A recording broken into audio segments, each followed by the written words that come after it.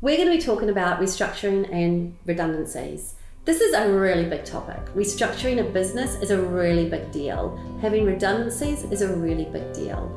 It affects you, it affects your employees, it can affect your clients. So I think it's important that you first of all think about it and get it right. If you're considering a restructure, will that include redundancies? Sometimes it doesn't, sometimes it does. A redundancy is when your employee's job is no longer required. Now you need to think about that as the employee's job, not the employee themselves. So if you can redeploy that employee, then that is the thing that you need to be thinking about. Is it important to consider the effect that a restructure or redundancy has on my employees? Yeah, look, it really is. I think it's important for you to consider how that change management is going to affect everyone. If you've got an employee that you're making redundant, but not making redundant for a particular amount of time, you're going to still want to get the best out of that employee. Their motivation levels are going to drop to the ground if they think their job is coming to an end, so you need to help them stay motivated. If you are making a lot of redundancies, or if there was a surprise redundancy, you might have employees in your business who are really fearful for their jobs, and productivity is going to start dropping at that point. So you need to start thinking a little bit before it all happens about what that change is going to look like for your employees, who is going to be affected the most, and you can do some strategic planning around this. And then you need to think about how you're going to implement these changes or redundancies while keeping your productivity up. If you're making changes to your business because of a downturn and redundancies are a part of that change, it's not going to be a shock to your employees that there is something happening in the business and there's been less work. The thing you've got to do is make sure that the people who are still going to be there understand that they are part of a team, and that team is going to keep the success of that business. So you need to think about how you're going to strategically put that in place while keeping that productivity up, because if there is a downturn in business and you're reducing staff because of that, you're going to need the other staff to really pull together and get that productivity back up again so you can be a better functioning business again. We've restructured our business and need to make a position redundant. What do we need to keep in mind to ensure we're ticking all the boxes? Okay, well, again, you need to think about that employee and the fact that their job is redundant, not the employee. And I'm going to turn to the unfair dismissal regime in the Fair Work Act, which talks a little bit about what a genuine redundancy is, just in case you find yourself on the other side of an application. So when we think about redundancy, it talks about this in the Fair Work Act. Meaning of redundancy, genuine redundancy. A person's dismissal is a case of genuine redundancy if you no longer require that person's job to be performed by anyone because of changes in operational requirements of your enterprise, and you have complied with any obligation under a modern award or enterprise agreement that applies to that employee in relation to consult. Look, that's actually really important. There are two steps to this. First of all, it's the job that's redundant, and their job is no longer required because of a change, and you have complied with consultation requirements under the award or modern agreement or enterprise agreement. Now, remember also, there is a secondary limb to this. A person's dismissal is not a case of genuine redundancy if it would have been reasonable in all circumstances to redeploy. So try to remember that additional step.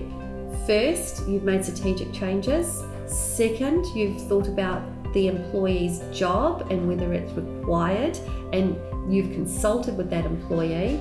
And third, you need to think about whether you can redeploy that employee. And that is going to be the three things that get you over the hurdle of perhaps a genuine redundancy claim in the unfair dismissal regime. Now, if you're a small business, you need to comply with the Small Business Fair Dismissal Code as well, but I'm going to circle back around to that genuine redundancy because it pretty much mirrors it largely. Okay, so to tick all the boxes, they're the things that you need to do. We have made an employee's position redundant and offered an alternative position. However, the employee doesn't want to accept that position. Do we have to pay out severance package to that employee? Look, broadly speaking, the short answer is Yes, of course you do, except there are situations where if you've offered something and it's reasonable and it's comparable, then you won't have to pay a severance. But that is not necessarily a decision that you're able to make on your own. The Fair Work Commission would require you to prepare a document to request for that redundancy to be reduced to zero because of you found a position that's reasonable in the company. If the employee turns down that position and it's been reasonable and it's comparable and all your boxes are ticked, then file that application in the Fair Work Commission, get that redundancy reduced to zero. It's not a particularly difficult document. Your employee has a right to put a response in, but you normally get a response as long as you've ticked all the boxes and they're positive to you. We really do not like one of our employees. Can I make them redundant? Yeah, look, that's a tricky one. If you're terminating an employee because you don't like them, it's likely going to fall into the unfair dismissal regime, and that genuine redundancy question might come up. And you're going to have to show that the redundancy was genuine as opposed to you not liking the employee. If you've chosen that employee because they have made more complaints than any other employee, then you could be falling foul of the general protection provisions where you've adversely treated an employee for exercising a workplace right. Or you've chosen that employee for a reason that's discriminatory. For instance, they've got kids and you prefer not to have people with children in your office. It's going to be a discriminatory reason, and if your employee realises this, they might file a discrimination claim, and you might find yourself on the very much receiving end of a discrimination matter. So be very careful about the selection criteria. Make sure you're not adversely treating somebody for exercising a workplace right. Make sure it's a genuine redundancy, so you're not falling foul to the unfair dismissal regime, and also make sure it's not for a discriminatory reason. It's also really important to think about. If you need help selecting the employees with which you're going to be making redundant, or help in getting those ducks in a row to prevent your exposure or lower your exposure as much as you possibly can, we absolutely encourage you to give us a call. We're going to be able to help you manage that change, manage those letters to your employees, manage the correspondence, manage how to talk to them. We can help you do the meetings, and we can also help you do those terminations. So we can actually help you from a go-to-woe point of view with this, and we encourage you to do so. Thanks for watching.